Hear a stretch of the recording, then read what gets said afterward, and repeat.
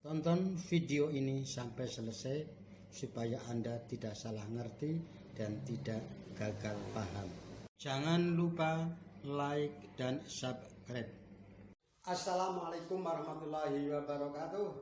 Salam SKD, Sobat Sarman gitu Mang.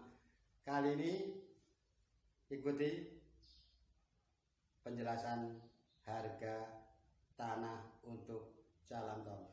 Jangan lupa yang belum subscribe, like, dan komen. Ikuti.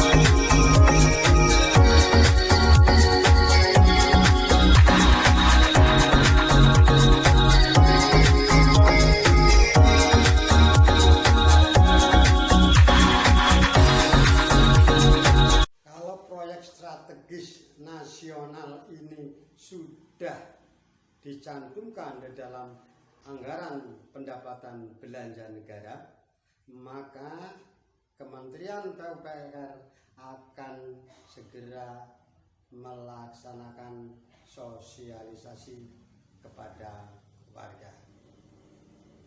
Yang pertama, tentu saja para tokoh biasanya yang diundang, mungkin dari Bapak Bupati, Pak Camat, ya, para kepala desa yang dilalui, ya, atau Bapak Gubernur juga, misalkan kalau melalui beberapa kabupaten, ya, akan diundang untuk sosialisasi. Setelah itu masing-masing tokoh atau katakanlah kepala desa atau Pak Camat nanti akan terjun ke wilayahnya masing-masing juga untuk sosialisasi. Tanggapan warga nanti akan ditampung seperti apa. Ini belum pembayaran, ya, belum proses. Ini baru sosialisasi. Maka akan diadakan sosialisasi itu tentang proyek strategis nasional ini, tentang jalan tol. Mungkin 1 bulan, 2 bulan, 3 bulan, ya, kita sosialisasi.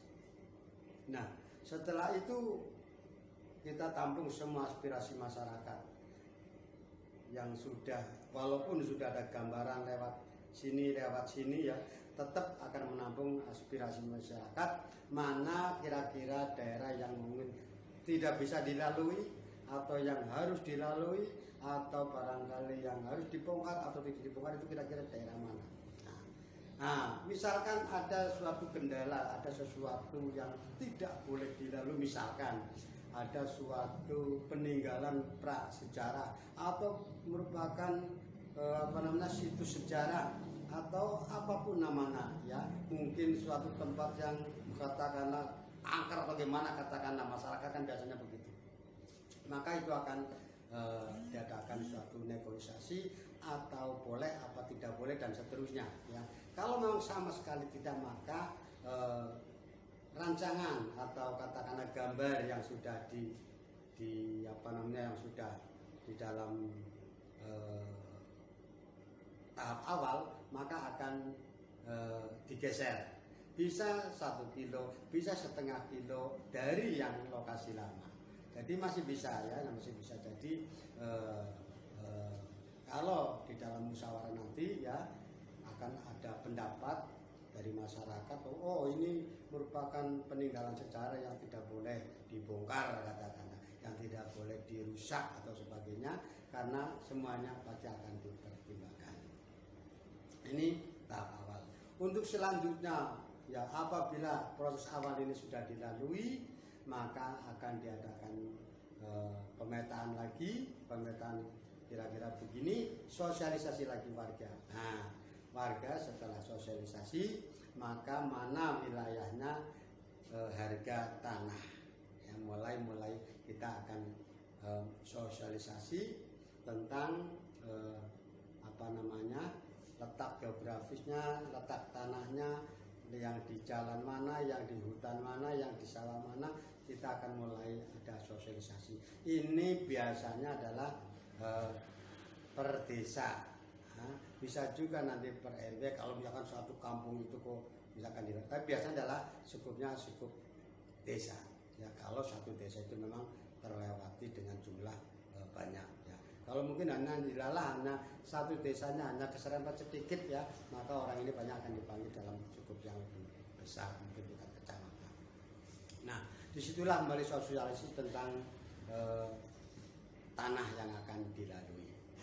Nah, setelah kita sosialisasi yang pertama, kedua, kita akan lagi gambaran harga tanah sekian di desa. Kita mulai nampung aspirasi ya, baik dari SPPT yang ada, harga tanah di dalam tercantum di dalam SPPT itu kan ada nilai jual objek pajak ya, itu kita rekap.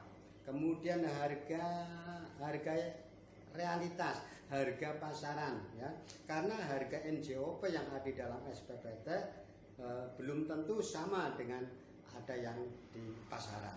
Misalkan saya punya tanah di NJOP-nya itu per meter itu katakanlah 1 juta misalkan, tetapi realitanya bisa nyampe 3 juta atau mungkin 2 juta. Atau sebaliknya, saya punya hutan ya di ladang sana ya, itu NJOP-nya per meter hanya katakanlah 50.000 per meter, atau lebih tinggi nyung jauh. Harga tanah itu di NJOP-nya itu 100.000 per meter.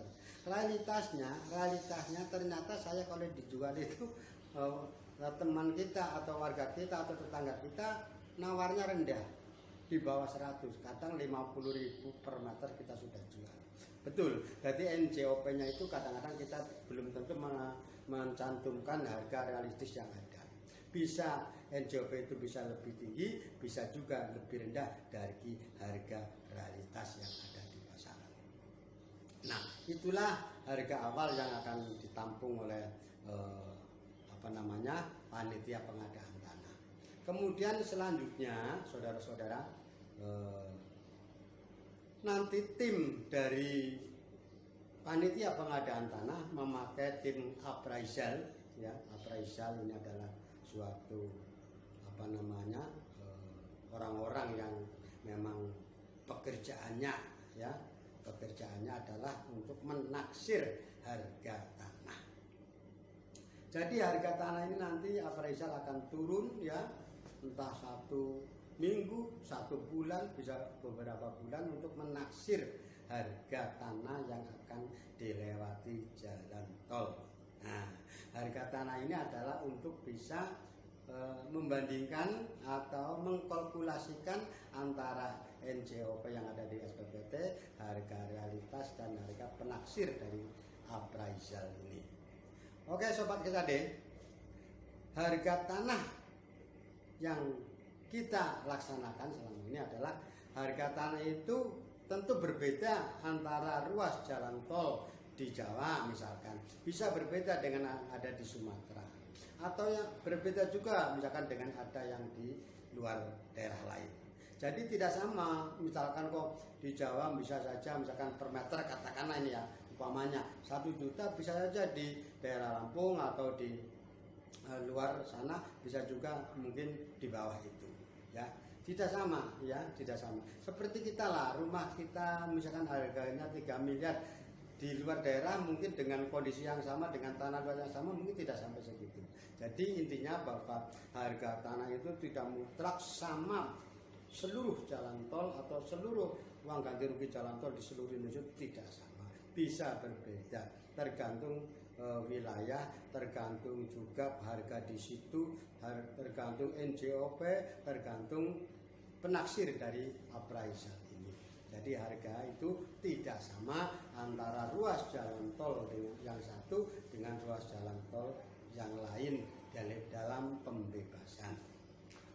Untuk yang kita sudah laksanakan rata-rata itu memang ada yang di Jawa khususnya ada yang 3 juta per meter, ada yang 2 juta, ada yang 1 juta, ada yang 500.000 rupiah. Itulah harga yang kita sudah biasa dilaksanakan dan memang itu hanya sebagai tambahan informasi. Dengan ruas jalan tol yang lain di dalam pembebasan tergantung juga hasil dari musyawarah. Musyawarah itu untuk menentukan harga pasti dari antara panitia pengadaan tanah dengan warga yang tanahnya akan digunakan untuk ruas jalan tol. Jadi musyawarah itu akan menentukan. Jadi jangan khawatir. Jadi pemerintah juga akan menampung panitia pengadaan tanah ini juga akan menampung seluruh aspirasi. Harga tidak ditentukan oleh kamu sendiri, oleh yang punya tanah inginnya sekian, tidak bisa, atau oleh panitia pengadaan tanah harus sekian juga tidak bisa. Jadi nanti warga masyarakat dan panitia pengadaan tanah itu akan bermusyawarah didampingi oleh para tokoh, oleh para perangkat ya, baik itu dari tingkat desa maupun biasanya dari tingkat BPN kabupaten juga akan turun untuk bisa bermusyawarah. Jadi jangan khawatir bahwa semuanya harus dimusyawarahkan. Nanti akan berita acara juga. Nah, kemudian saudara-saudara, bagaimana sih caranya kita kalau misalkan kita sudah deal ya, sudah sekian harga per meter untuk lokasi ini misalkan ya.